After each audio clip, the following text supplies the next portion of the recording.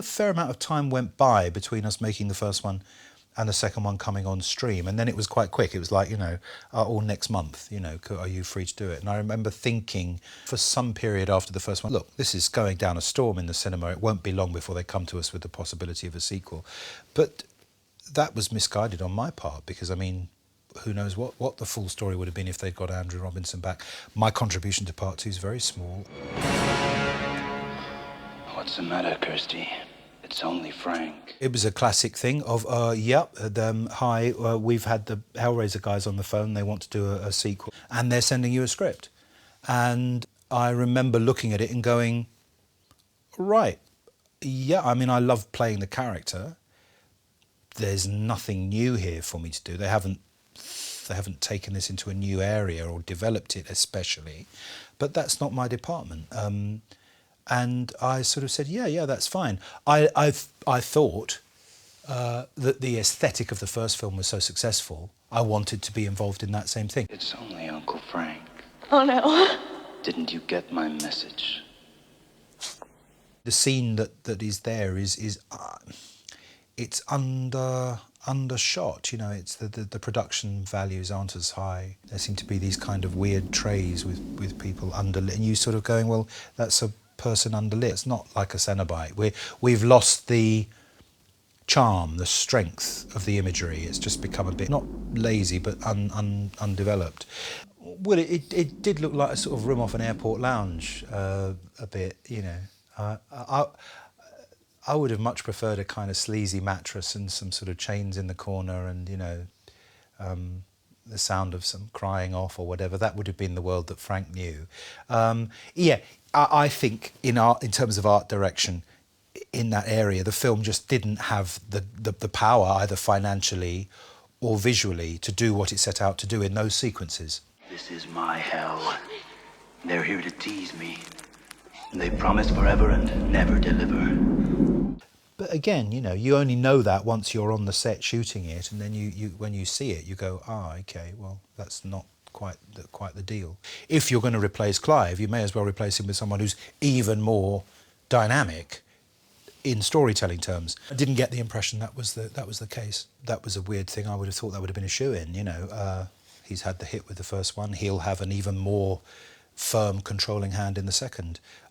Tony Randall, who directed the second one, I met him on the day that I did my scene, and we had perfectly reasonable conversation about what the scene was. But there wasn't any sense of... I didn't get the impression that there was any amazing new dynamic that this guy was going to bring to the piece. I don't say that discourteously to him.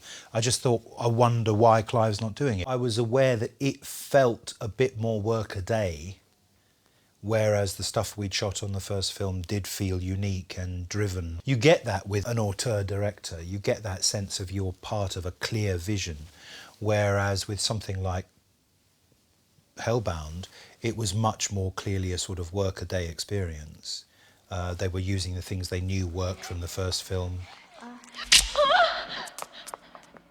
Frank is a fairly well-drawn character. I think they were very happy with him as a look, as a figure, as a presence in the film. And I think in those situations, that's that you feel good as an actor because you're left well alone. You think, I'm not getting notes every scene, I'm not getting notes every day. So no, I didn't have a great deal of interaction with any of those other people, really. On the first one, it was all Clive doing direction, and on the second one, it was a limited period making the film, and Tony just accepted that I was playing Frank the way I played Frank the first time, because that's what we knew he was. Oh, Kirsty. So ripe in your confusion, so luscious in your pain. I don't remember seeing Clive second time round, although it doesn't mean that I didn't. It doesn't mean that we didn't say, oh, hi, it's good to have you back, or yeah, let's have a beer. But I don't remember that happening. And we just, I think I was probably on it for 2 days. It's 2 scenes, isn't it? I think it was maybe even 1. Oh, Daddy. Oh, come on, Kirsty, grow up. When you're dead, you're fucking dead.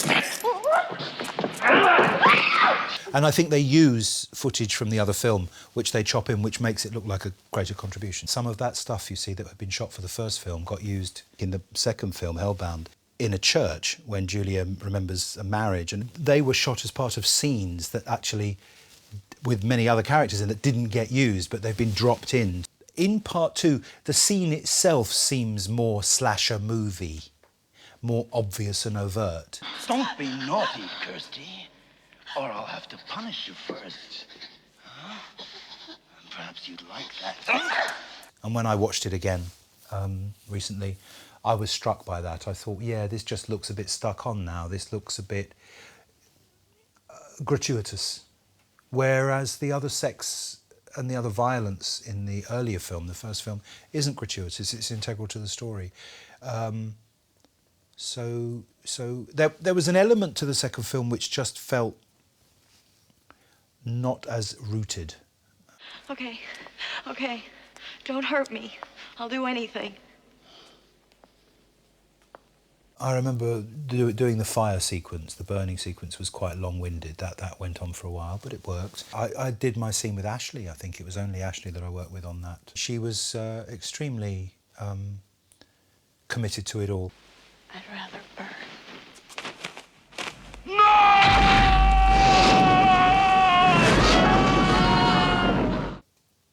I'm not absolutely sure that I wasn't there when some part of it caught fire. If so, I mean, I think they were onto it fairly quickly, because you always are if there's gas burners and candles around. There's always a lot of safety equipment there. I'm not surprised. There were a few candles, weren't there? There was thousands. Well, that would explain something, because you see, if it was before we shot the scene, then that would explain why the set was less elaborate than it might have been. If, in other words, they were working on a sort of recovered area. We were covered in safety gel and stuck between I was stuck between two big grids of fire, one behind me, one in front of me. So one that went up, and as soon as they got, it's hot, you're hot, but you're away from the flame, and there's one behind you, which is so you've got a minimum amount of space to go forward and back in.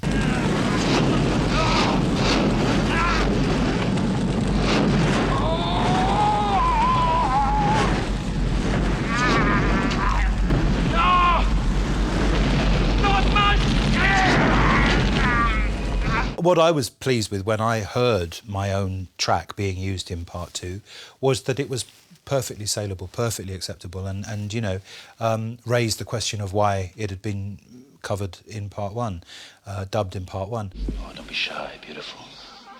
Ghosts aren't jealous. I thought that there was more tone and more colour in what happened, and although it's not Shakespeare, there was more to mine out of it, in terms of these characters are living extremes of their inner and outer lives, and no matter how well it's done, if you dub somebody, the person doing the dub is not the person in the situation. And you can get a lovely lip sync, and you can get all that sort of, but there is something that the voice should carry about the actual quality of the moment, which you never recover in a dub. Now, the odyssey continues, but on their turf.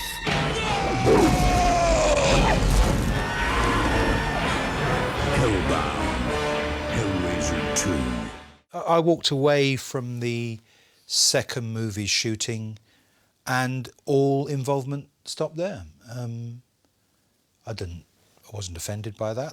That's the way it was. I did hear that they'd done a third. And this time, it's going to be hell on earth. And I thought, oh, well, they've obviously gone in some completely different direction. Relax, baby. This is better than sex.